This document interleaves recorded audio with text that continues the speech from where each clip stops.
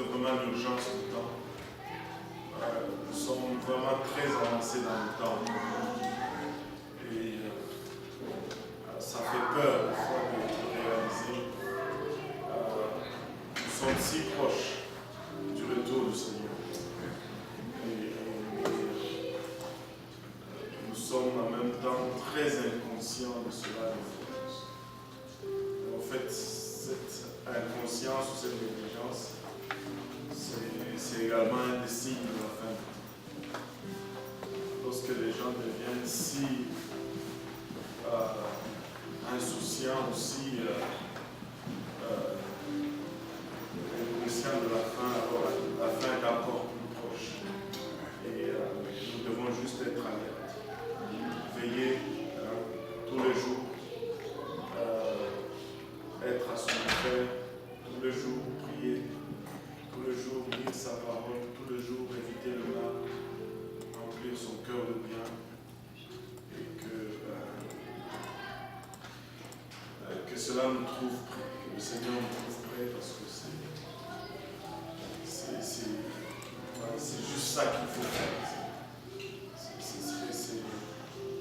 Si le mot tragédie existe, ça c'est une tragédie.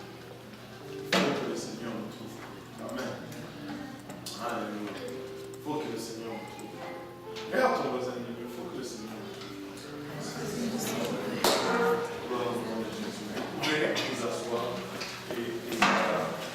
Bienvenue encore à notre étude de lundi. Amen. Et encore une fois, beaucoup d'absents. Mais Dieu n'est jamais absent. Amen. Et je peux compter sur certaines choses qui sont toujours sûres, comme le frère Abou en arrière de moi et Amen. le frère Yannick en avant de moi. Ça ne bouge jamais. Le frère Serpis à ma gauche et le frère Richard à ma droite. Et il y a ses repères. Si je veux savoir c'est où ma gauche, en vrai, ça ne bouge pas. Le Seigneur est bon, n'est-ce pas? Le Seigneur est très bon. Et nous sommes en train de travailler sur une nouvelle charte explorant la parole de Dieu. La maison mère a sorti ils ont redessiné la charte. C'est de toute beauté. On est en train de traduire cela. Et on ne va plus avoir des cartoons, mais c'est tout du réel. C'est vraiment très beau. Et deux quoi? C'est du 2D. C'est du Deux dimensions. Ouais, ok, c'est du 2 dimensions. Mais les cartoons, c'est quoi? C'est 2 dimensions. Non? Je ne sais pas. C'est du 2 dimensions. C'est du 2 dimensions. Et c'est très beau. Et bientôt, on va changer d'imagine. Ça va juste nous donner encore le goût de refaire l'étude explorant la parole de Dieu. Encore une fois. Alléluia. Et je ne sais pas s'ils vont imprimer de grosses chartes comme ça. Je sais que probablement ils vont le faire, mais nous allons essayer d'en faire au moins une grosse charte comme ça pour notre étude. Mais le travail est dur parce qu'il y a là-dedans il y a aussi des images qui sont modifiées. Il y a certaines choses qui sont comme des images avec des écrits dessus. Et c'est un peu un défi. Alors s'il y a un graphiste qui est bon, qui peut aider avec ça, ça serait très bienvenu. Mais voilà. On avait commencé à parler de Salomon. Amen. Et Salomon, le troisième roi. En fait, si tu regardes l'histoire de la nation d'Israël, on peut diviser cette histoire en 2 parties. Le royaume uni, c'est-à-dire au moment où Israël est resté un royaume avec un seul roi, et tous les 12 tribus étaient sous le gouvernement d'un seul roi. Et ils ont eu Saül, David et Salomon, qui sont les 3 rois qui ont régné sur ce royaume uni. Après la mort de Salomon, le royaume se divisait. On a eu 2 royaumes, le royaume d'Israël dans le nord et le royaume de Juda dans le sud. Et Salomon a été le dernier, le troisième roi du royaume uni d'Israël. Alors Salomon est monté sur le trône dans un âge très jeune. À la mort de son frère, plutôt de son père, il y a eu des manigances pour... tout le monde voulait monter sur le trône, tout le monde voulait devenir roi. Et finalement, Bathsheba a réussi à manœuvrer avec l'aide de Nathan le prophète. Salomon a été couronné roi et David lui a cédé le trône à sa mort. Et Salomon est monté très jeune sur le trône. Une des épisodes marquants de l'histoire de Salomon, c'est à son couronnement, lorsqu'il est monté sur le trône dans son jeune âge. Dieu lui est apparu et lui a dit, demande-moi tout ce que tu voudras et je te l'accorde. Et Salomon n'a pas demandé l'argent, Salomon n'a pas demandé le pouvoir, Salomon n'a pas demandé quoi que ce soit, il a demandé la sagesse. Et c'était une réponse afin qu'il reste un peu tout le monde bouche bée pour un jeune de 20 ans. Et il dit, je suis trop jeune pour diriger ton peuple. Accorde-moi la sagesse afin que je puisse diriger ton peuple. Et Dieu a tellement aimé la réponse de Salomon qui lui a dit, j'étais à ta merci, tu ne m'as pas demandé la domination sur tes ennemis, tu ne m'as pas demandé la richesse, parce que tu m'as demandé la sagesse, je t'accorde la sagesse, mais en plus je t'accorde l'argent. Tu seras l'homme le plus riche sur la face de la terre. On dit de Bill Gates que s'il marchait et qu'il faisait tomber un billet de $100, s'il se penche pour ramasser le billet, ben, il perd de l'argent. Pour dire que il fait plus que $100 dans le temps que ça lui prend pour ramasser le billet de $100 qui est tombé de sa poche. Mais on va dire de Salomon que s'il marchait et qu'il faisait tomber une liasse de 20 billets de $100, il perdrait de l'argent. Ça, c'est juste moi qui extrapole. Amen. Et c'était l'homme le plus riche que la terre ait connu. Et on peut dire cela, même si on peut compter que Salomon avait peut-être moins de richesse comptable par rapport à quelqu'un qui est riche. Je pense que pour le moment, l'homme le plus riche, c'est le fondateur d'Amazon ou quelque chose comme ça. Mais si on regarde valeur pour valeur, sa richesse est plus grande. Parce que lui, il était plutôt riche dans les choses naturelles, comme l'or, qui sont la référence. C'est pourquoi l'or va toujours changer de valeur. Parce que ça reste une richesse brute, une richesse référence. Mais non, il était extrêmement riche. Il était extrêmement riche. Il dit que tout ce que ses yeux désiraient, il ne privait pas. C'est à ce point-là qu'il était riche. Ça, c'est pas bon. Amen. Des fois, tu regardes, tu dis, on est tellement pauvre qu'on regarde l'argent, on dit, ah, mais c'est pas tellement bon. Parce que il ne faut pas arriver à une place aussi, là où tout devient, il n'y a plus de défis dans la vie. Il faut qu'il y ait des défis dans la vie, sinon c'est pas bon. Il faut qu'il y ait des difficultés parce que c'est ça qui nous fait vivre. Il faut que de temps en temps, tu aies à te battre pour quelque chose. Sinon, tu vas tomber dans le mal. Tu vas tomber dans le péché. Salomon, Dieu lui dit, demande-moi tout ce que tu veux, je te le donnerai. Tu sais, Dieu, je disais le lundi passé, Dieu ne va pas prendre cette chance avec le frère Brenet. C'est ce que j'avais dit. Il ne va pas prendre C'est pas seulement avec le frère Brunel. Mais Dieu ne prend pas cette chance avec nous tous ici. Amen. Est-ce qu'il y a quelqu'un à qui Dieu a demandé, demande-moi ce que tu veux, je te l'accorde. Ah oui, il vous a demandé. Moi, il a demandé une fois. Et qu'est-ce que vous lui avez demandé? Je savais même pas.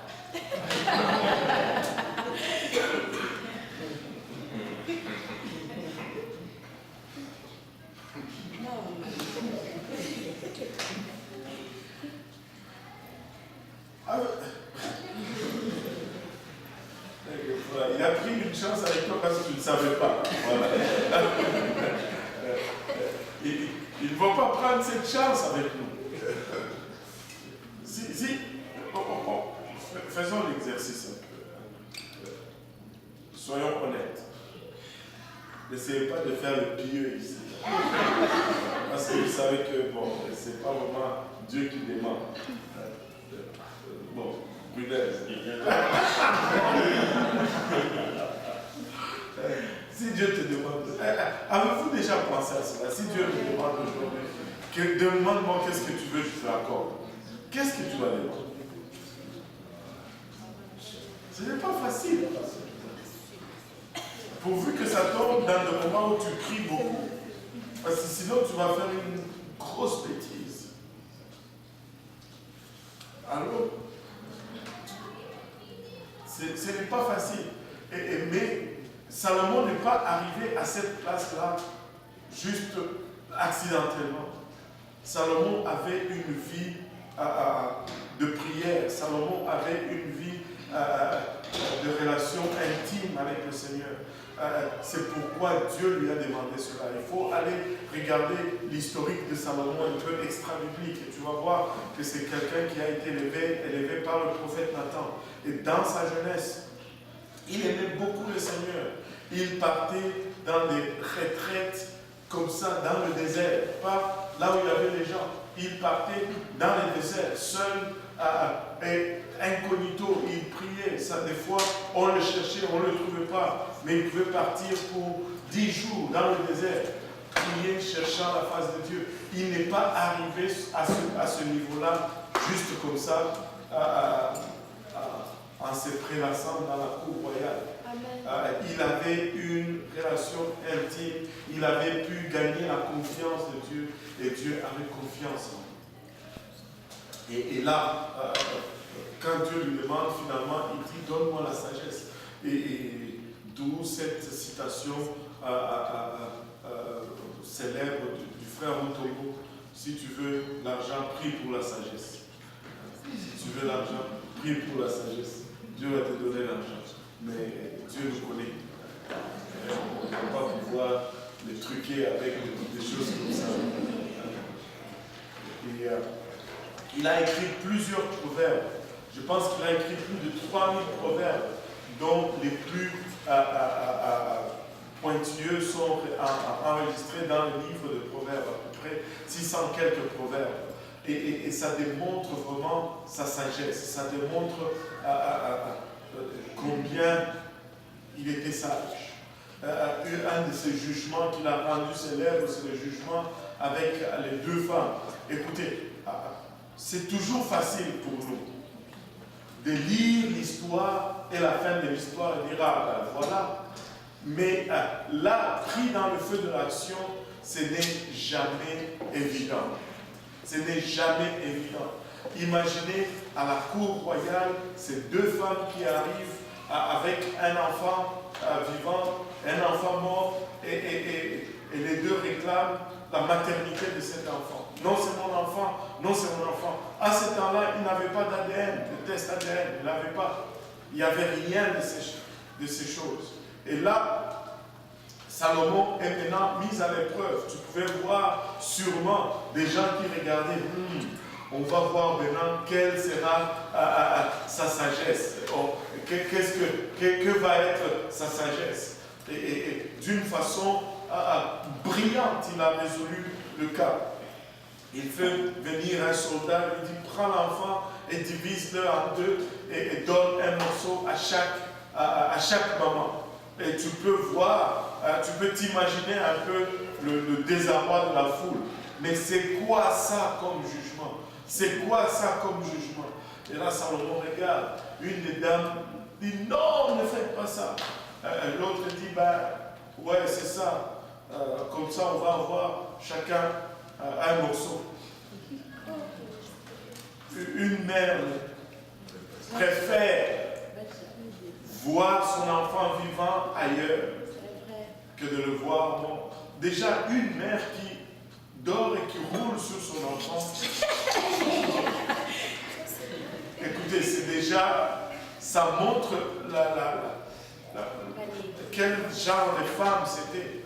Moi, je ne suis pas une femme, je suis un homme.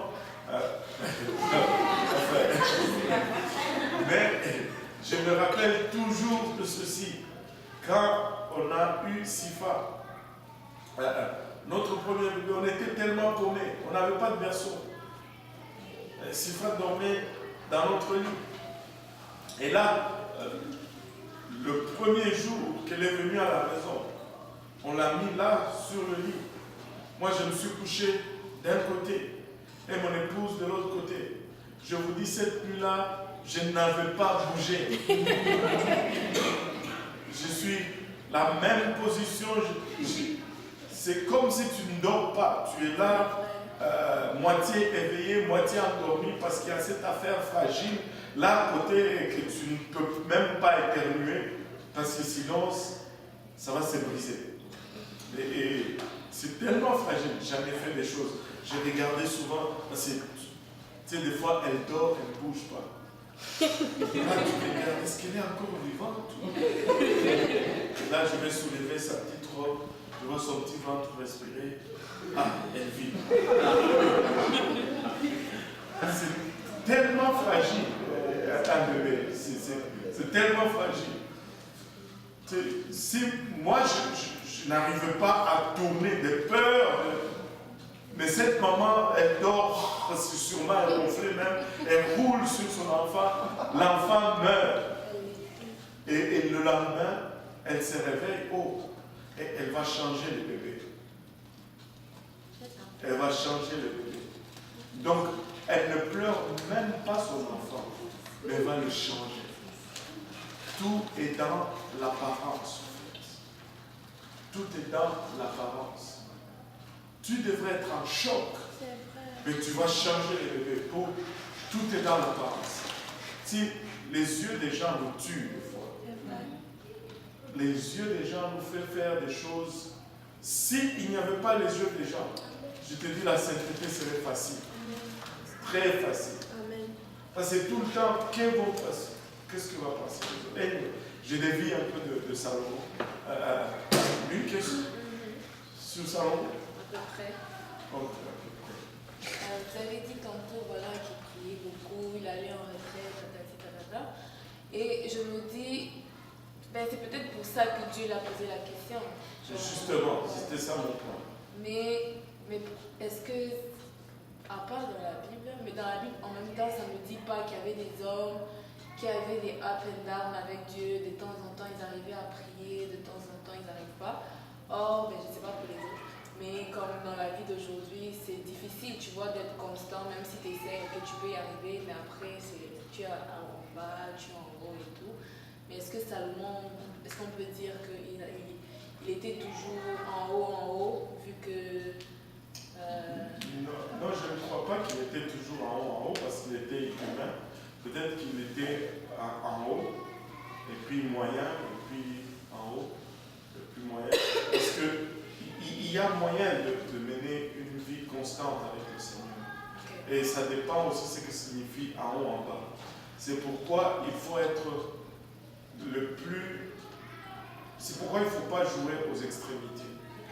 C'est pourquoi il faut être au milieu. Parce que le en haut, en bas de celui qui est au bord est différent du en haut, en bas de celui qui est au centre. Je ne sais pas si je comprends. C'est pourquoi on vous exhorte toujours à être le plus proche de Dieu possible, le plus loin du monde. Comme ça, tes en haut, en bas, tu survis, tu y entres et puis tu en sors sans que personne ne s'en rende compte, au fait. Toi, tu vas le savoir sûrement. Et Dieu va le savoir. Mais le monde autour de toi ne va pas. Parce que tu es proche de Dieu. Et si tu tu tombes, tu es là, au lieu d'être là. En fait. Et Salomon, ben, je pense qu'il était un homme comme tous les autres hommes, mais même si nous sommes tous des humains, même parmi nous ici, nos Ao en bas ne sont pas tous pareils. Tu vois? Il y en a d'autres, les Ao en bas, ce sont vraiment des Ao en bas. Et d'autres Ao en bas, c'est quand même des Ao un petit peu en haut. En bas. Oui. Je vais retourner aux apparences. Oui. Il est abordé, je voulais savoir, faites cette référence à quoi exactement par rapport à la femme. C'était quoi les rapports avec les autres? Parce qu'elle voulait que les gens pensent toujours qu'elle était une bonne mère, qu'elle a pris soin de son enfant, au lieu de pleurer son enfant. Parce que c'est étrange pour une maman que son enfant meure, qu'elle ne pleure pas, mais qu'elle aille voler un autre enfant. Ça fait presque diabolique. Là. Ça fait donc un cœur pas sensible du tout. Et ça pense seulement à elle-même, même pas à l'enfant qui vient d'être décédé. Et tout ça, il faut que les gens... C'était pas par rapport à elle-même. Parce qu'elle-même, elle sait déjà qu'est-ce qu'elle est, qu'est-ce qu'elle fait. Là, c'est par rapport aux autres. Pour la société autour d'elle. Mais comment la sanctification serait facile Ici, les gens nous observent? Parce que quand on lutte contre la sanctification, c'est toujours par rapport à ce que les gens vont penser de nous. Si je ne veux plus au bar, les gens vont penser que je suis devenu moumou. Si je ne m'habille plus de cette façon, les gens vont penser que je suis devenu vieux jeu. Je ne suis pas à la mode. Si je ne me maquille pas, les gens vont penser que je ne suis pas belle.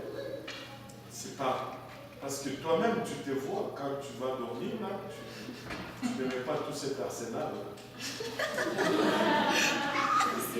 Bon, enfin, pas toi, mais on le met quand on sort. C'est vrai. On ne le met pas quand on va dormir, ou quand on va dans sa chambre.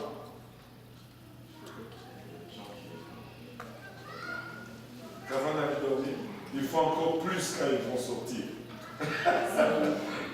Ils vont faire encore davantage. C'est ça. C'est toujours par rapport à l'apparence. Regarde, j'arrive.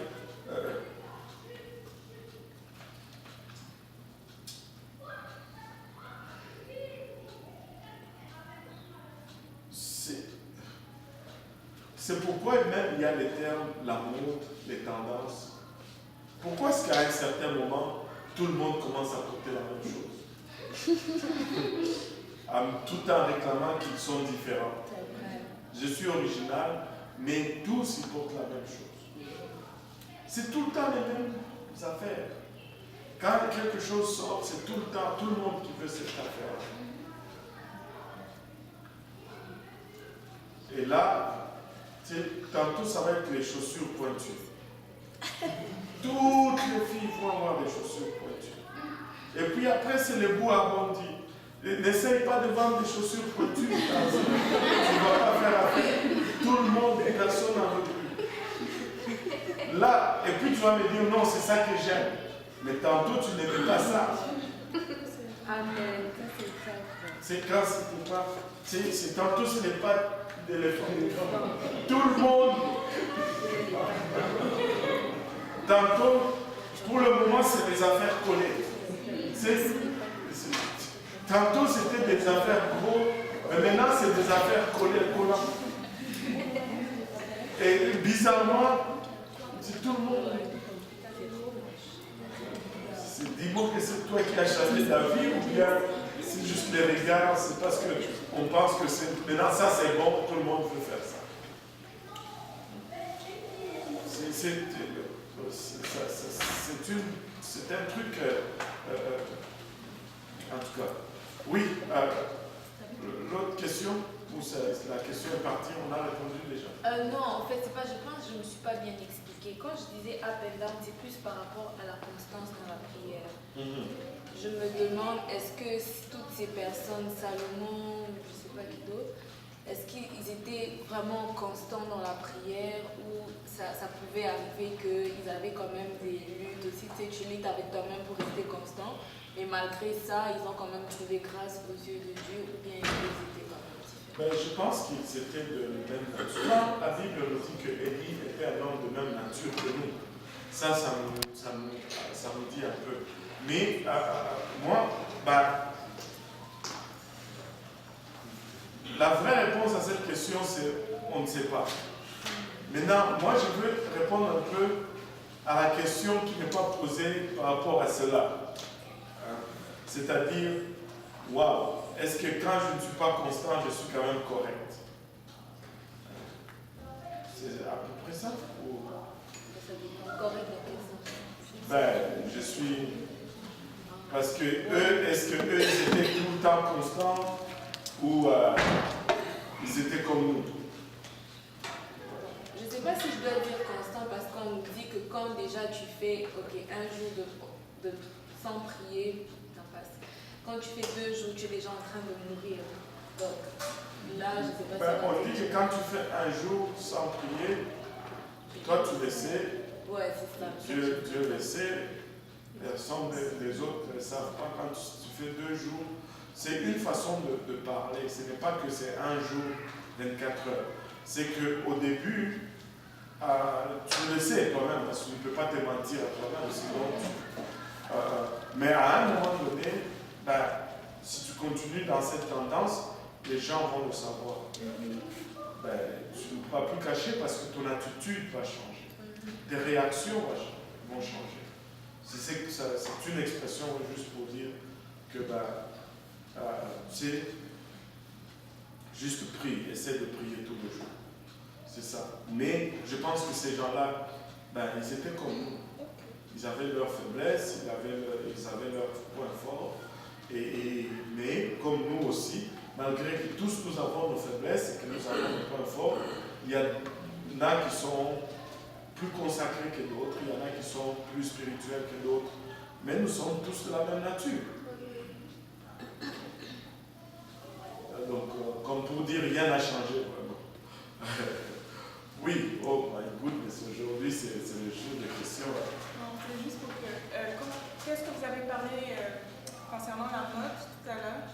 Quand vous avez dit que ça dépend dans le monde aussi, tantôt c'est les chaussures pointues, les chaussures en bourron, mais est-ce qu'on peut pas aussi le dire comme dans le mouvement apostolique aussi? Qu'on arrive aussi à une réalité, c'est que... Pardon, qu'on arrive aussi? Je veux dire, comme dans le mouvement apostolique, oui. Il y a aussi une réalité en fait par rapport à d'autres branches du christianisme où on voit que les femmes s'habillent d'une certaine façon. Comment on peut aussi le comparer? Je ne suis pas sûr de comprendre où se trouve la question, mais je peux dire que parmi les apostoliques, des fois tu vois des tendances. Ça fait partie d'un truc dans l'humain. C'est la nature humaine. C'est la nature humaine.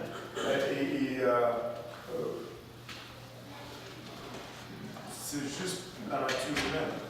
Mais tu sais, tantôt c'est les jupes évasées, tantôt c'est les jupes crayons. Vous ne devez pas mettre. Amen. Allô? Amen. Tantôt c'est le point c'est celui-ci. Ça devient un problème quand la tendance prend les dessus sur le standard que Dieu demande. Tu vois. Tu peux mettre quelque chose que tu aimes, mais le but c'est de voir ce que Dieu aime. Enfin, tu peux aimer une jupe qui est à la mode. Mais avant de l'acheter, ce n'est pas parce qu'elle est à la mode que tu vas absolument l'acheter. Tu vas voir si elle rentre dans le standard que Dieu demande. On ne dit pas qu'il faut nécessairement s'habiller comme en 1930. Mais on dit qu'il faut s'habiller en respectant les standards de la parole de Dieu. C'est-à-dire le vêtement, c'est pour couvrir et non exposer. Maintenant, tu peux mettre les couleurs que tu veux, tu peux mettre les choses. Mais du temps que tu es modeste et que tu respectes ce que la parole de Dieu dit, le débat est clos. Si subitement la mode dans le monde aujourd'hui devenait ce qui est sainteté, on va applaudir. On va aller à la barricade pour ça et on va pousser pour ça. Mais je doute que ce soit le cas. Parce que souvent, ils sont contre la parole de Dieu. Ils vont faire exprès pour aller contre ce que la parole de Dieu demande. Je ne sais pas si on s'est compris. C'est bon ou... Non, en fait, moi, c'était juste pour ajouter, en fait, pour dire que, vu que dans le monde, il y a la société, il y a des tendances, peut-être aussi, comme dans l'Église aussi, en certaines façons. Oui, pourvu que cette tendance soit biblique, c'est-à-dire, d'abord, la tendance dans l'Église, c'est que toutes les femmes portent des jupes. C'est ça la tendance. Allô? Ou des robes, bien sûr. Parce qu'on a des jupes, des robes. C'est ça la tendance, oui. Aussi, on peut appeler cela la tendance, oui. Et des fois, tu vas voir que des fois, ce sont des tissus à fleurs. Et là, presque toutes les jupes vont être à fleurs. Et puis après, non, ce ne sont plus des fleurs, ce sont des carreaux. Et là, tous les tissus, c'est des carreaux. Et puis après, non, c'est les polka dots. C'est comment on appelle polka dots? Ça, c'est les poils. Et puis là, c'est la tendance. Ou ben là, c'est les rayés. D'abord, les rayés comme ça. D'abord, tout le monde, après, c'est des rayés comme ça. Mais c'est tout le temps des choses comme ça. Mais quand même, en prenant ces choses, nous restons dans les normes de la sanctification. Même si... Donc, en gros, c'est s'assurer qu'on reste dans les standards de la modestie. Voilà, ça a toujours été notre cri de cœur. Ça a toujours été notre cri de cœur. Respectons ce que Dieu demande. Respectons ce que Dieu demande. Ça doit être standard, cela ne veut pas dire que ça doit être laid. Ça peut être beau et standard. Amen. C'est faisable. Dieu nous le démontre partout dans la nature. Mais on n'est pas... L'autre, ce qui est problématique, c'est qu'on a toujours tendance à penser que si c'est standard, ça ne peut pas être beau. C'est faux. Amen. Ça, c'est faux. C'est faux. Oui. Yannick. C'est Yannick, non? Oui. Bon. Oui, parce que je voudrais revenir sur la notion du jugement extérieur. Oui, du jugement extérieur. Oui. Ouais. L'autre. Oui. Ok. J'aimerais que vous donniez un peu un conseil sur la manière d'aborder les gens. D'être toujours le même, peu importe la personne qu'on a en face de soi. Voilà. Ouais. Il y a certains points que tu dois régler avec toi-même d'abord. Parce que la première des choses que tu dois régler, moi je dis toujours, il faut être honnête avec soi-même. Amen. Parce que si tu n'es pas honnête avec toi-même, ça va être très difficile. Parce que je ne sais pas si vous allez être d'accord avec moi, des fois, nous mentons nous-mêmes. Amen. Tu sais que tu n'as pas prié, tu sais que c'est pas bien. Et puis tu te dis, bon, quand même, c'est correct. Sois honnête, c'est pas bon. Allô? Parce que si dès le départ, tu n'es pas honnête avec toi-même, tu es en train d'aller dans le trou. Maintenant, ta première, là où tu vas appliquer d'abord, bon, moi j'ai choisi Dieu, je vais suivre Dieu. et que tu sois clair sur ton choix, honnêtement. Tu sais, moi j'aime ça, je veux suivre Dieu parce que j'ai réalisé qu'il y a le ciel et l'enfer. Et ça c'est réglé dans ma vie. Et puis après cela, qu'est-ce que maintenant ça prend pour suivre Dieu? Suis-je d'abord d'accord que c'est Dieu qui va juger, c'est pas les autres. Ça c'est. Alors je dois plaire à Dieu et non aux autres. Et maintenant, l'autre chose c'est qu'on n'est pas, on manque un peu trop de confiance en soi-même.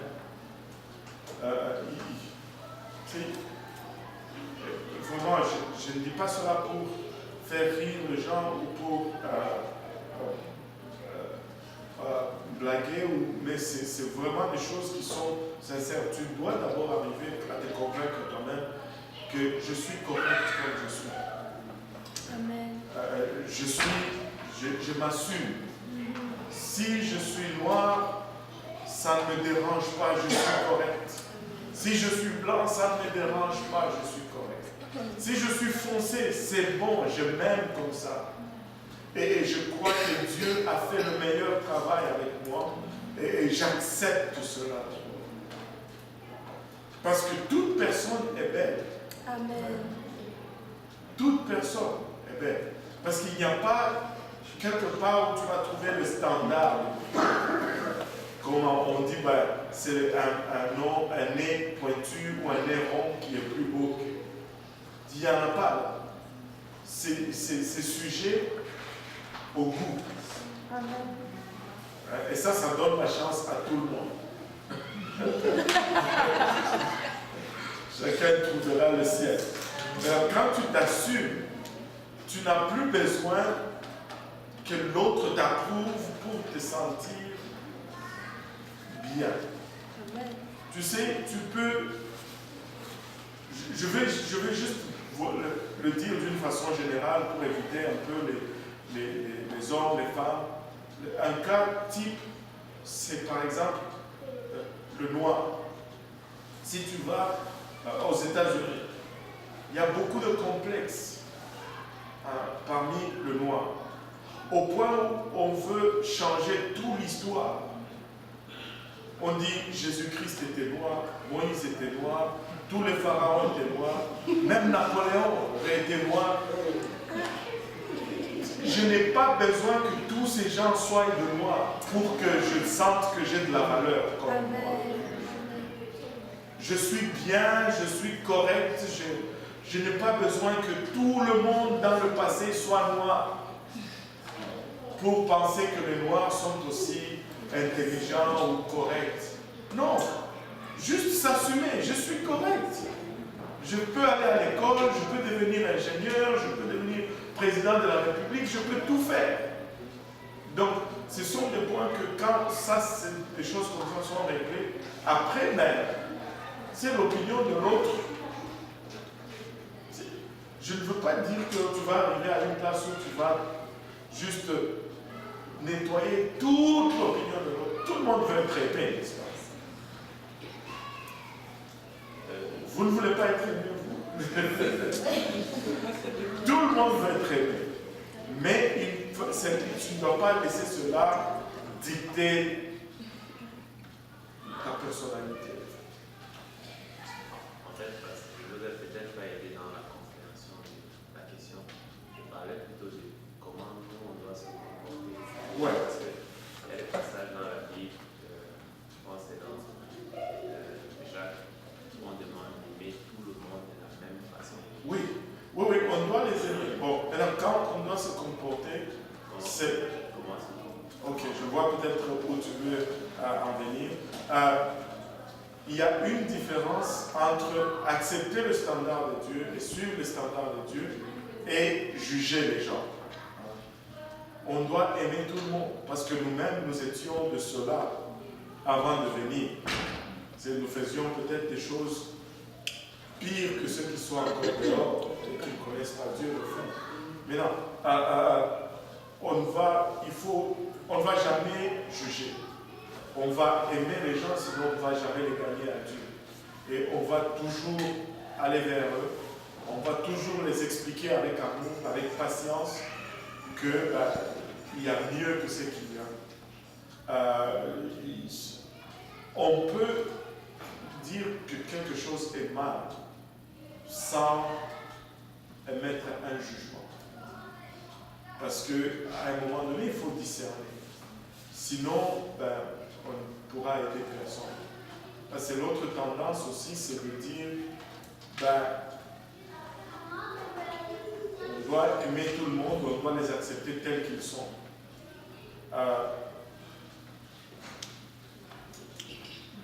Dieu nous aime tels que nous sommes, mais il nous aime tellement pour ne pas nous laisser tels que nous sommes. Parce qu'il veut nous améliorer. Il veut nous amener à la condition qu'il a préparée pour nous. Et s'il n'y a pas cela, on n'a pas besoin de salut. On doit aimer les gens, on doit aller vers eux, mais on doit leur apporter la vérité quand même. Avec amour, on ne doit pas, parce que lui, il fume, moi je ne veux pas m'asseoir avec lui. Non, non, non. On doit partager la parole, on doit l'aimer. On doit aller à travers le processus d'amener quelqu'un vers le Seigneur sans acception de personne. On doit aimer. Paul dit que nous étions une fois comme eux. Nous ne pouvons pas marcher le nez en haut aujourd'hui et dire que nous sommes mieux que quiconque. Non, ce n'est pas la grâce que nous sommes là. Et nous devons justement étendre cette grâce à ceux qui viennent après nous. Comme il y en a eu qui sont venus avant nous, qui nous ont étendu cette grâce. Si on n'a pas de compassion, on ne va gagner personne au Seigneur. Mais on doit aimer tout le monde. On doit le regarder comme Christ le regarde. Il ne nous a pas regardé dans nos moments où on était pécheurs et dire rien à faire pour eux. Non, il a étendu sa main. Nous devons toujours étendre notre main. Nous devons toujours essayer de ramener les gens à Christ. Sans jugement, mais cela ne veut pas dire sans discernement. On doit être capable de dire ça, ce n'est pas bon. Sinon, on peut aider personne. Et ça, ce n'est pas un jugement. Et j'ai toujours donné un exemple. Parce que dans le monde aujourd'hui, c'est comme si on ne peut même plus dire ça, c'est un péché. Quand tu dis ça, on te dit tout de suite, oh, tu condamnes. Non, tu ne condamnes pas. Si tu es sur la route et que tu vois un panneau qui dit là-bas, le pont est brisé, est-ce qu'on condamne le pont? Non, on donne un avertissement. Ce n'est pas... il faut être capable de dire, quand quelque chose est mauvais, on doit honnêtement et sincèrement dire que c'est pas bon. Et quand c'est bon, on doit aussi dire que c'est bon. Mais être juste tout le monde est bon, ça c'est pas bon. Tout le monde est correct, c'est pas correct. C'est pas correct. Tout le monde est correct, c'est pas correct. Oh boy, on va oublier ça. Même Viviane, chute. C'est pas une question, mais c'est plutôt une situation dans laquelle je me trouvais. Je n'ai jamais su comment réagir qui était correct. C'est une dame avec qui on ne faisait pas d'études, mais c'était quelque chose de ce genre. Comme une étude. Oui. Une étude non officielle. Et j'étais partie chez elle à une fête. C'était l'anniversaire des certifiés. Mais ça fait longtemps. Elle vient de temps en temps à l'église. Elle sait ce qu'on enseigne, elle sait ce qu'on prêche, elle connaît nos valeurs et tout. Mais j'étais là, elle me dit, ah, viens, est-ce que tu peux mettre les bijoux à ma fille? J'étais là, je dis, Seigneur, je fais quoi? Je ne savais pas quoi faire. Là, j'ai dit, non, je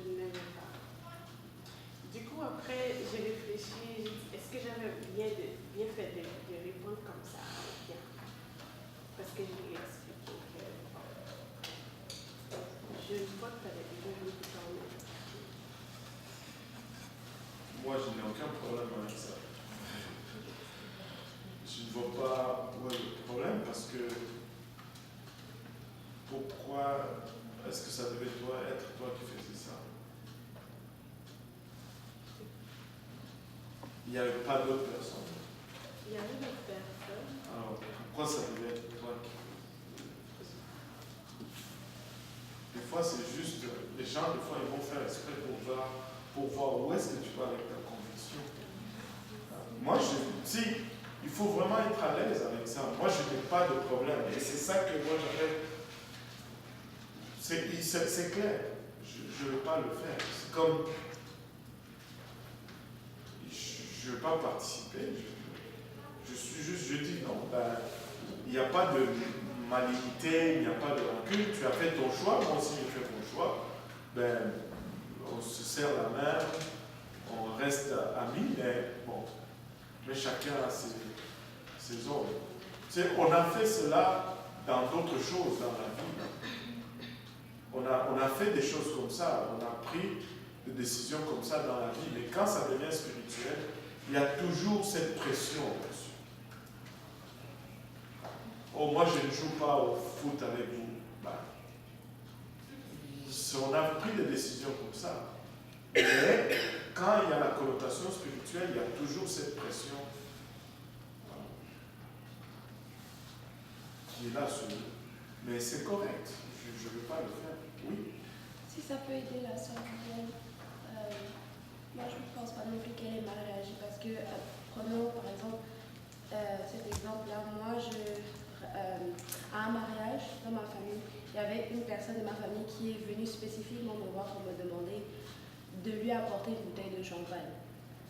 Et là, la personne sait que justement, c'est juste pour des fois te provoquer. Et là, elle m'a dit, oh, apporte-moi une bouteille de champagne. Et là, je l'ai regardée, je lui ai dit non. Et elle m'a dit, oh oui, c'est vrai, c'est parce que j'avais oublié que toi, tu es Sainte Marie. et là, je lui ai dit, non, c'est encore mieux. Moi, je suis juste une sainte de l'Éternel.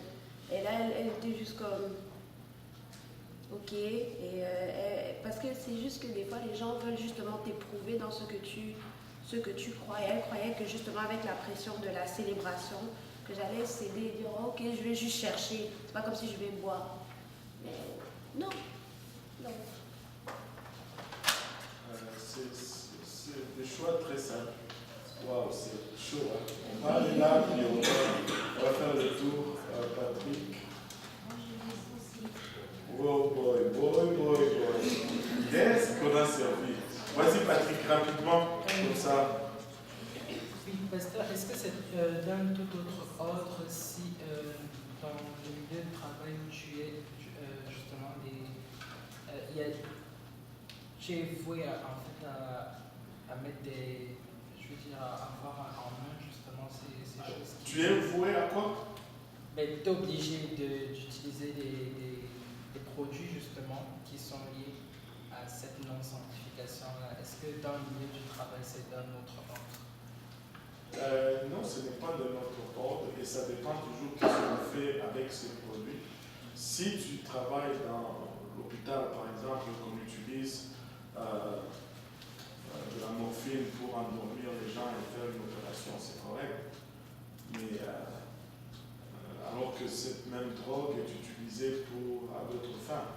Mais moi, je peux donner l'exemple de Brunel, qui travaillait dans un dépanneur.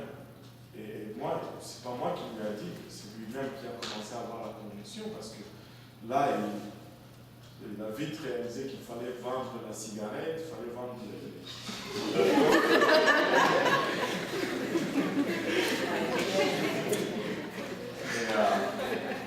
il a dit, ben non, je ne peux pas continuer. Mais il a abandonné. Et puis, c'était quand? La semaine passée, il est venu me voir. Il dit, pasteur, tu sais, concernant cette affaire, Dieu m'a donné un autre travail qui est meilleur. Ça me donne plus et puis mes horaires sont meilleurs. Écoutez, c'est souvent,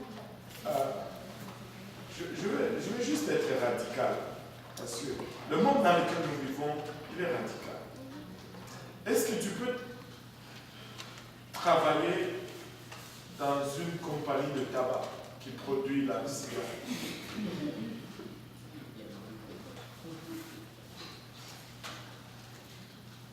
Si ou Molson engage des gens, il paye $35 de l'heure pour faire la bière. Et puis, posez-vous la question un peu, pourquoi est-ce que ces industries prospèrent tant que ça? À un moment donné, il faut juste être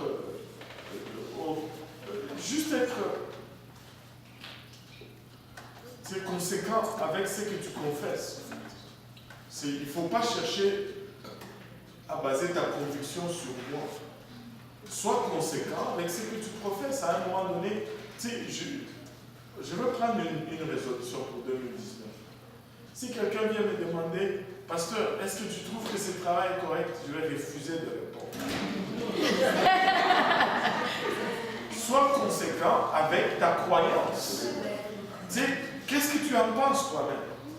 Parce qu'après, ça va être, oh, pasteur m'avait dit, bon, premièrement, tu lâches le travail, pas par conviction, et Dieu regarde cela et dit, je ne suis pas dedans, il ne te donne pas un autre travail, et puis tu vas blâmer la personne qui t'a dit que ce n'était pas correct. Parce qu'au fond, quand on vient demander, c'est parce qu'on sait déjà qu'il y a un problème. Parce que s'il n'y avait pas de problème, on ne vient jamais demander. Si tout est correct, tout le monde dit, oh, pasteur, on m'a engagé comme infirmier, alléluia. Personne ne pose jamais la question. Mais quand... Vous comprenez, non? Amen. Alors, juste, sois conséquent avec les convictions. 1 plus 1 égale 2, puis vis-le.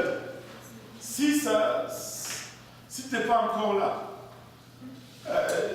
dis-le avec Dieu, parce que c'est Dieu qui négocie avec lui, puis vois s'il va te permettre. Et puis après, on s'en reparlera. Oui, j'aime cette question. Est-ce qu'un chrétien peut devenir sans conviction personnelle? Pardon? Est-ce qu'un chrétien peut devenir sans conviction personnelle? Mais sans conviction personnelle, comment est-ce qu'on peut l'appeler chrétien s'il n'a pas de conviction? Enfin, non, pas quand il décide de suivre Dieu, mais je veux dire dans certains choix. Comme par exemple, supposons qu'une personne vient à l'église et elle voit que toutes les filles mettent des jupes. Elle décide aussi de mettre des jupes, mais elle n'a pas sa conviction personnelle. Le problème n'est pas sur la conviction personnelle. Le problème, c'est sur la pertinence de sa conviction que ça, c'est la parole de Dieu.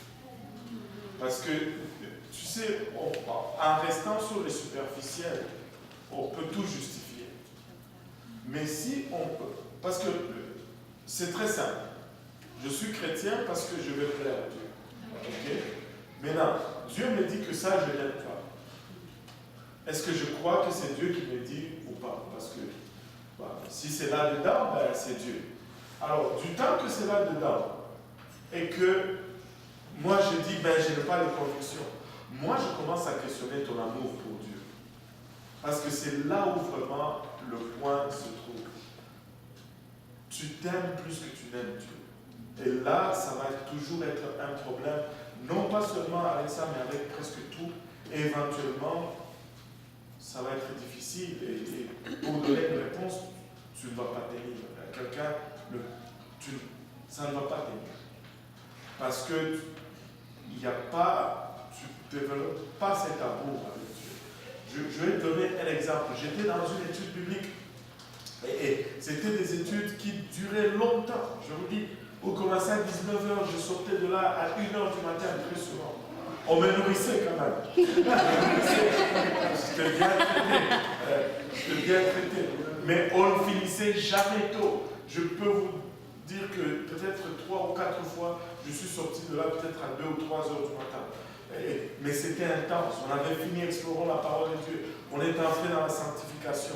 On a commencé à parler de l'habillement, parce que c'est toujours là que les Romains s'envoient. là, j'ai tout donné. Tous les versets, les références, et bibliques, et historiques, et géographiques, et climatiques, tout. J'étais vide. Vide, je n'avais plus rien d'autre à donner. Et là, là, on me dit, mais quand même, pasteur, est-ce que c'est vraiment nécessaire? Là, je vous dis, j'ai fait. Dans mon esprit, je n'ai pas compris. Et là, Dieu m'a donné une sagesse. Je vous dis, des fois, il vient au secours là, quand tu es au bout. Et la question est venue comme ça dans mon esprit. Pas. J'ai posé la question. Je dis, pardon, est-ce que tu le vois dans la parole de Dieu ou pas? Parce que si tu ne le vois pas dans la parole de Dieu, ok, on va dire, ok, on va recommencer l'étude, on va enseigner encore, on va te donner les versets. Mais j'ai posé, est-ce que tu le vois dans la parole de Dieu ou pas? J'ai dit, et la réponse était, oui, je le vois, mais quand le mail est sorti, j'ai arrêté tout de suite. J'ai dit, alors, je ne peux plus rien faire. Parce que c'est une question de décision. À un moment donné, on utilise le mot conviction. Mais laisse-moi te donner un très bon substitut. Décision. Amen. Parce que conviction, c'est décision. Les jours que tu décides que moi, avec ça, c'est fini, tu as la conviction. Alors, c'est juste une question de décision. Et honnêtement, c'est comme avec la foi. C'est comme la foi sans les œuvres, elle est morte. Pourquoi il dit qu'elle est morte? Parce qu'on a professé qu'elle était là, mais elle n'est plus là. C'est la même chose. Si tu dis il n'y a pas de conviction, on va questionner l'amour déclaré. Parce que quand tu aimes quelqu'un, c'est incroyable les folies que tu fais pour la personne que tu aimes. Regardez dans la vie. Je vous dis, j'ai déjà regardé des cas comme ça, je dis que c'est incroyable. Comment cette fille peut aimer cette affaire?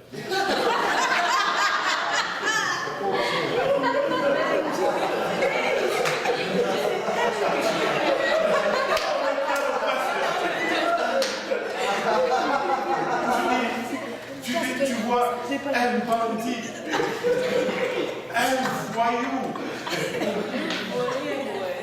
impoli comme pas possible. Il la tabasse, mais elle est là et tu dis, mais qu'est-ce qui se passe? L'amour.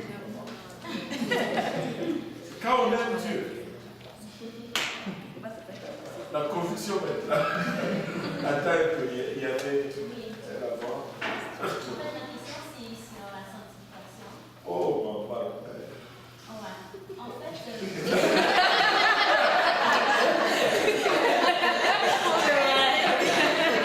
on parlait de Salomon, hein?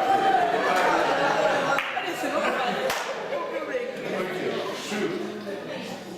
c'est concernant les cheveux.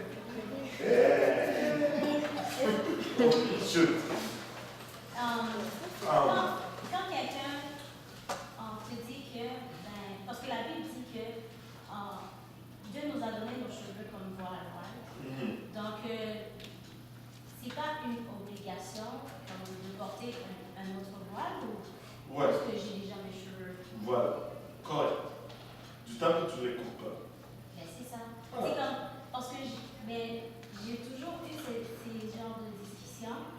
Puis j'ai dit à la personne que si je ne me rase pas avec quelque chose, c'est correct. Si je me rase, donc je dois porter un foulard. Mais si je ne me rase pas, c'est mes cheveux, donc je laisse les cheveux. Voilà. Tu as la bonne compréhension, non? Et c'est la compréhension de la Bible, parce que la Bible vraiment conclut cette affaire en disant que les cheveux t'ont été donnés à la place du voile. Et le cheveu, c'est le voile que Dieu a donné, mais le foulard, c'est le voile que l'homme fait. Mais il y a de ces gens qui vont dire que non, ça prend de mettre un sur la tête. Ben, parce que ce qu'ils échouent à dire, justement, à voir, je veux dire, parce qu'ils sont sincères, c'est que Paul, dans ce passage-là, il traite de deux questions en même temps. Il traite de la question culturelle de l'époque. Et il traite du cheveu, vrai cheveu. Parce que le premier problème, c'est que les païens, les païens qui étaient maintenant convertis au christianisme, se demandaient si ils allaient faire les rituels qu'il y avait dans leurs anciennes religions, de couper leurs cheveux et de les offrir à Dieu. Et Paul dit, ben, on n'a pas cette coutume. Parce que ben, couper les cheveux de toute façon, si tu regardes l'historique de l'humanité, couper les cheveux pour une femme a toujours été immodeste. Et on va faire en 2019, à chaque année, on fait une étude sur la sanctification. Je vais vous sortir les articles de journaux ici à l'Amérique du Nord, où c'était à la une quand les femmes ont commencé à couper leurs cheveux. C'était un débat sur la place publique. C'est pourquoi, comment on dit, les coiffeurs, là, chez les coiffeurs, dans les temps, on ne les appelait pas les coiffeurs, on les appelait les barbiers. C'est parce que c'est seulement les hommes qui allaient là-bas, ce n'était pas les femmes qui allaient là-bas. On les appelait les barbiers parce que les femmes ne se coupaient jamais les cheveux. Il y a des articles de journaux des années 1920-29 où il y a ces débats populaires, pourquoi les femmes coupent les cheveux, mais plus on va, plus ce qui n'était pas normal devient normal, parce qu'on s'éloigne tout simplement, toujours de ce que Dieu... Mais non, à une place, je vais arriver, à une place où ce n'est pas culturel. En fait, Paul est en train de dire, si la culture exige de mettre le voile, par exemple aujourd'hui, juste un exemple, ça ne va jamais arriver. Si Dieu m'envoyait comme missionnaire en Afghanistan ou en Irak, bien sûr, ma femme va porter le voile. Pas parce que ça va l'amener au ciel, mais parce qu'elle a une culture à l'amener. Mais non, s'il y a une église qui enseigne que porter le voile, c'est obligatoire selon la parole de Dieu, blablabla, cela ne veut pas dire que ceux qui ne portent pas le voile ne vont pas aller au ciel. Ils vont aller au ciel quand même. Mais si toi tu décides de fréquenter cette église, c'est mieux d'obéir. C'est ce que je dis toujours aux gens. C'est clair dans la parole de Dieu. Mais des fois, même quand c'est clair, les gens ne veulent pas le voir. S'ils ne veulent pas le voir, il n'y a rien à faire. Tu continues seulement ton chemin. Tu continues de prêcher la sainte doctrine. Oui. Toi aussi, c'est sur la sanctification. Moi, je voulais bien tourner par rapport au valeur, parce que vous avez mentionné qu'il n'est pas faire avec vous-même. Vous avez donné l'exemple de quelqu'un qui n'a pas prié, mais qui essaie comme de donner une bonne apparence et tromper lui-même. Par là, je voulais bien savoir c'est quoi l'élément qui fait des sortes qu'on ne puisse pas être en mesure de reconnaître nos valeurs ou les potentiels qui Dieu a mis en nous. Ça, c'est une question vaste. Je ne sais pas. Ça nous arrive de ne pas être en mesure de reconnaître nos valeurs. Je voulais savoir. Ça ne posait pas trop. Parce que moi, je ne sais pas vraiment si on ne voit pas, peut-être que. Je ne sais pas, je ne cerne pas vraiment la question. Est-ce que c'est quelque chose de fréquent qu'on ne reconnaisse pas le potentiel que Dieu a mis en nous? Moi, je vois plutôt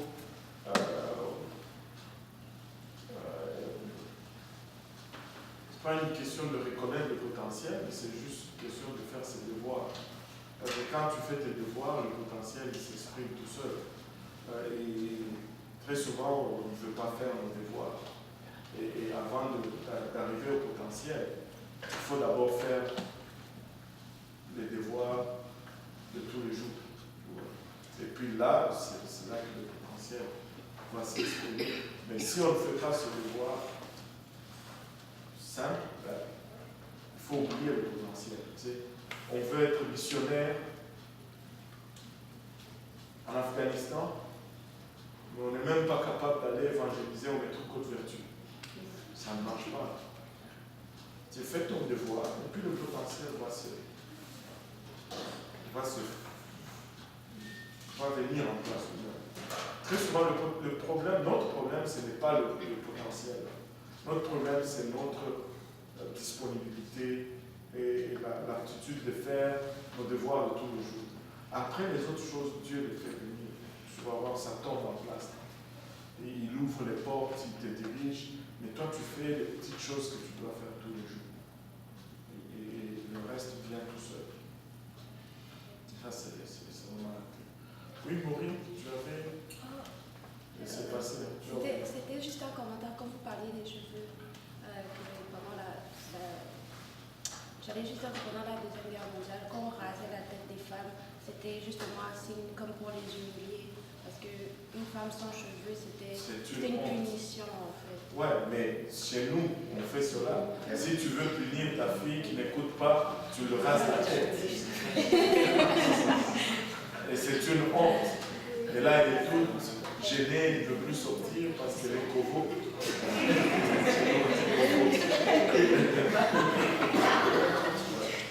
Oui, une question? Ouais. C'est pas pour faire du cas par cas, mais c'est par rapport à l'alcool, cigarettes et tout.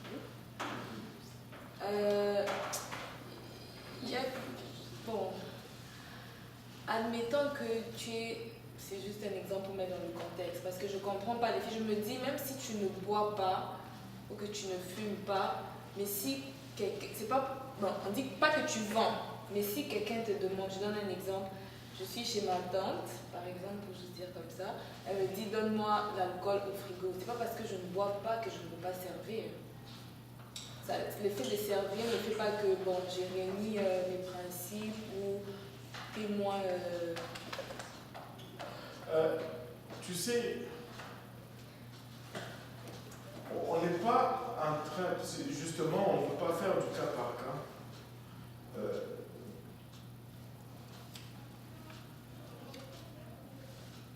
Tu es chez ta tante. Ok. Ça, c'est juste un exemple pour faire comprendre. Oh, ouais.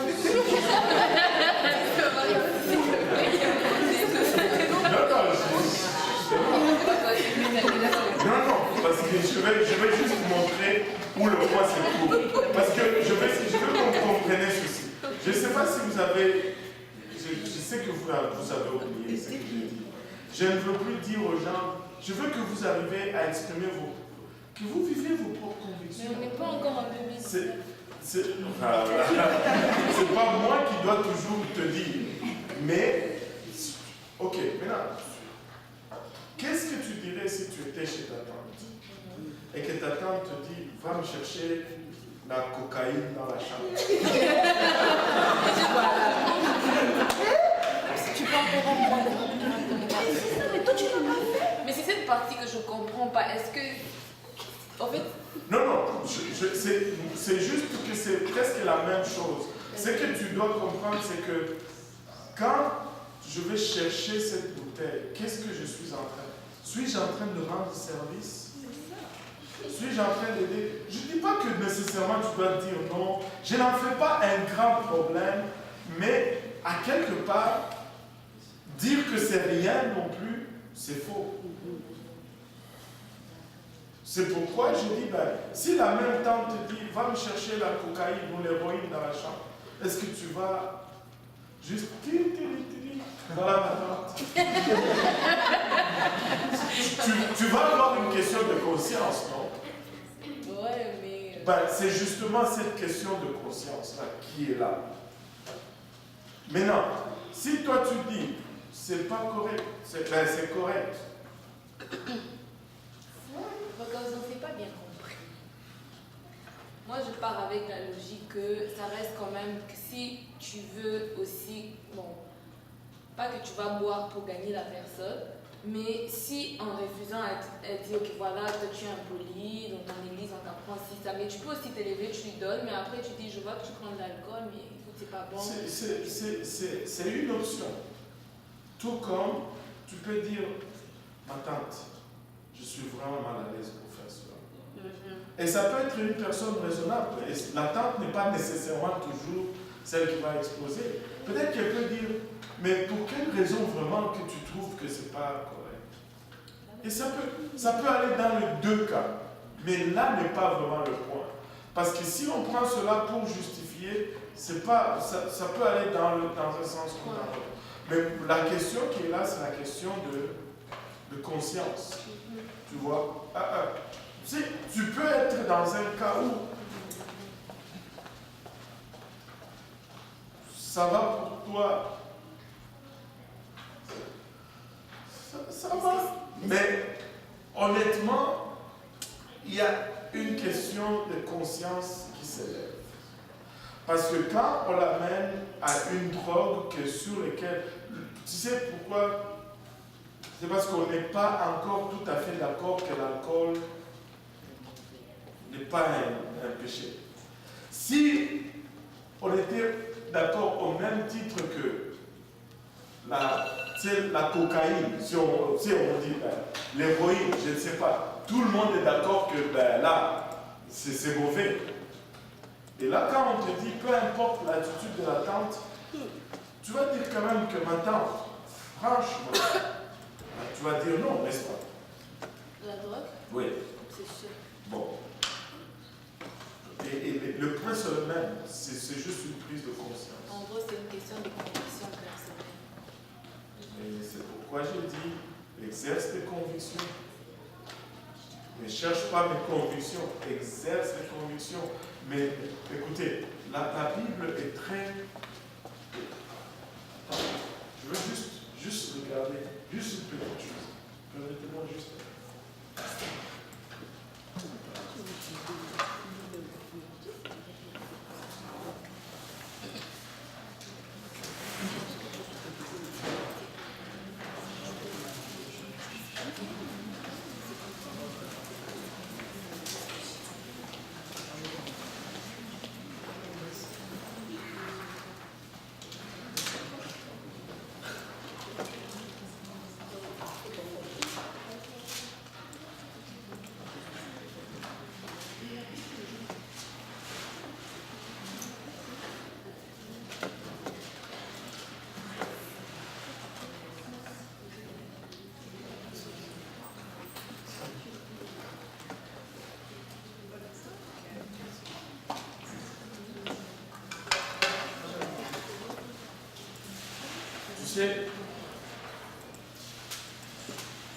Je sais que ça fait longtemps, j'aurais dit que j'allais vraiment faire cette étude sur l'alcool.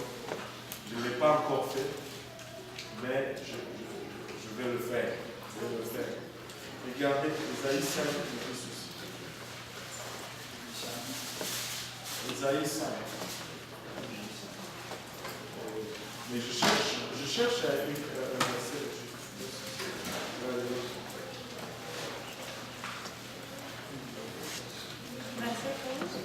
On va lire à partir du verset 11 et il y a aussi à partir du verset 20. Malheur à ceux qui se lèvent de bon matin pour rechercher des liqueurs fortes, à ceux qui traînent la nuit échauffés par le vin. La harpe et le luth, le tambourin, la flûte et le vin animent leur festin. Mais ils n'aperçoivent pas l'action de l'Éternel, ils ne voient pas l'œuvre de ses mains. C'est pourquoi mon peuple sera déporté, faute de connaissance, sa noblesse mourra de faim et sa populace sera desséchée par la soif. Saute au verset 20. Malheur à ceux qui appellent le mal bien et le bien mal, qui change des ténèbres en lumière et la lumière en ténèbres, qui change l'amertume en douceur et la douceur en amertume. Je continue. Malheur à ceux qui sont sages à leurs yeux et qui se considèrent intelligents. Malheur à ceux qui sont des héros pour boire du vin, aux champions de la préparation des liqueurs fortes. Ils justifient le coupable pour un présent et retirent au juste son droit à la justice. C'est pourquoi. Regarde, il dit malheur à ceux qui sont ta version dit qu'ils sont des champions. Des champions de quoi? On relit un peu cette affaire. Malheur à ceux qui sont des héros pour boire du vin, aux champions de la préparation des liqueurs fortes. Waouh! Donc il dit malheur à ceux qui sont, regarde un peu ceci, malheur à ceux qui sont des héros. Donc la Bible dit que c'est un acte d'héroïsme que de boire du vin. Tu sais c'est quoi un héros? Un héros c'est quelqu'un qui va confronter quelque chose de dangereux. Bon, écoutez, on ne peut pas. Je sais que l'alcool a été accepté dans la société et c'est ça le problème. L'acceptation de la société diminue la gravité de la chose. Je vous dis, si l'Éternel tarde 10 ans aujourd'hui, on ne va pas dire si ma tante... non, c'est juste que c'est pas par rapport à toi, c'est juste un bon exemple pour montrer comment, sincèrement, c'est très profond et je suis content que tu as amené ce point. Mais regardez ceci, parce que si tu regardes toutes les choses qui étaient mauvaises, quand la société l'accepte, après ça devient correct. Aujourd'hui, qu'est-ce qu'on a légalisé? La marijuana. Si la société de demain, on peut parier là-dessus. L'Église de demain va commencer à argumenter si servir la marijuana c'est mauvais ou pas. Je vous promets, parce que les standards de la société baissent. Aujourd'hui, on regarde ça comme non pas acceptable, on ne peut pas traverser cette ligne. Mais 10 ans, si le Seigneur tarde, on va être en train d'argumenter sur cette ligne. Comme on argumente aujourd'hui sur l'alcool. Et regardez, ils sont des champions. Des champions pour...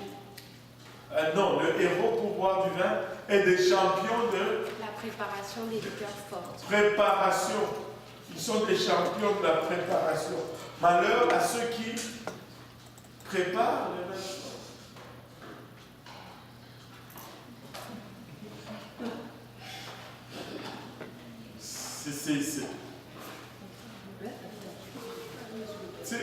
C'est ce que je vous disais. Vous savez comment on tombe dans le piège? C'est parce qu'on regarde la société comme référence. Regardons la Bible comme référence. Vous allez voir, tout est noir sur blanc. Vous n'aurez pas de problème à dire je trace ma ligne ici. Waouh! C'est une église radicale ici. Vous savez, le diable est radical dans le mal. Le diable, il ne blague pas, il est radical dans le mal. Je lisais un article aujourd'hui, un couple qui s'est fait condamner parce que ils servaient, ils donnaient à leurs voisins de la nourriture mélangée avec la chair humaine. Ils ont tué une fille qu'ils ont mis dans le congélateur et le diable ne blague pas. Vous pensez que quand on est dur, non, le diable, il ne blague pas. Le mal, si tu ne veux pas être aussi tranchant, tu vas être distrait facilement. Tu vas être emporté facilement. Le diable est à l'extrême. Seulement des gens qui se tiennent aussi fermes et solides vont pouvoir faire face. Plus la noirceur est là, plus la lumière va être distincte. Plus ça va être ténébreux, plus on va vous voir. Plus vous allez être remarquable. C'est ça. Maintenant, Salomon,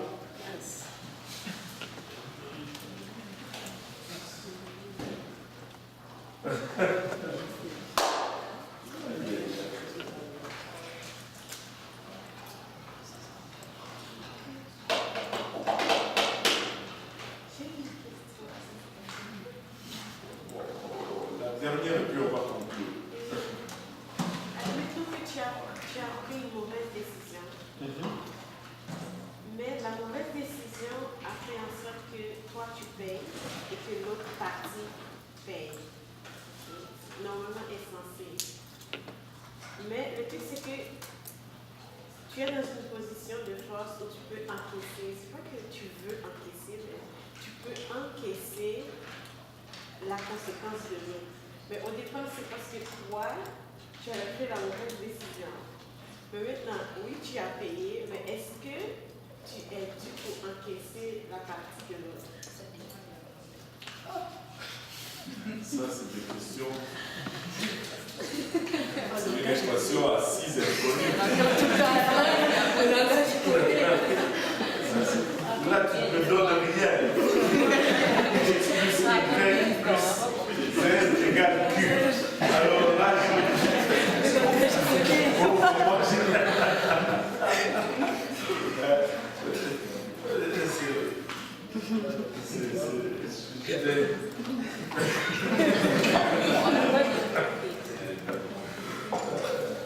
peut-être qu'il y a des choses que tu ne peux pas révéler ici. Et je comprends.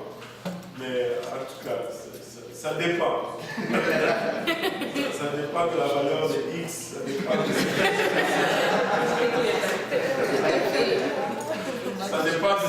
que tu entends par encaisser. Ça dépend de ce que tu entends par capacité d'encaisser.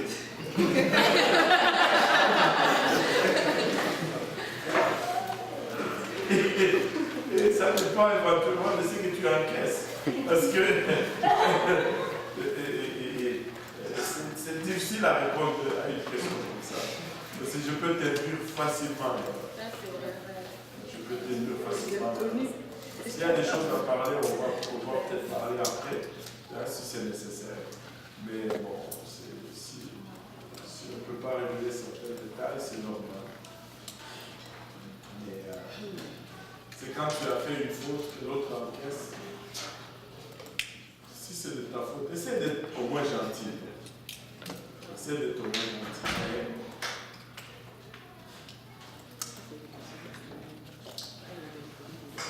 C'est ça le même Dieu. Alléluia. Mais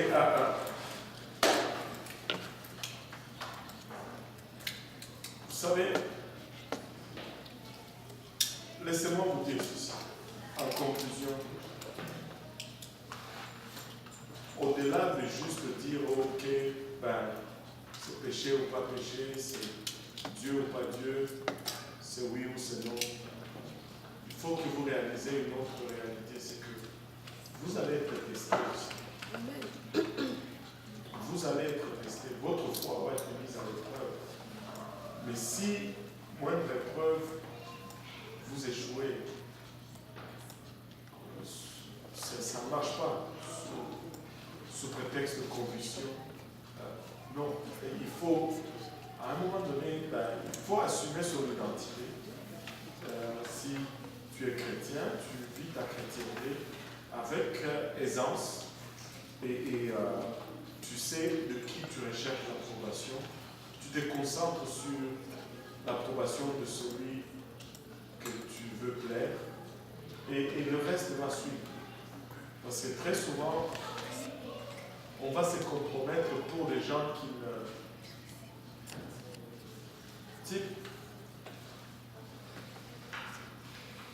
ne vont même pas avoir un pouvoir décisionnel en ce qui concerne notre sort. va se compromettre pour rien. Juste,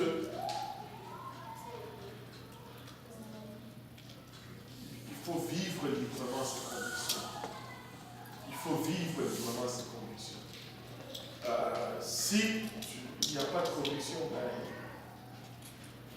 vis aussi librement, sans conviction. Mais à un moment donné, ton identité va être mise à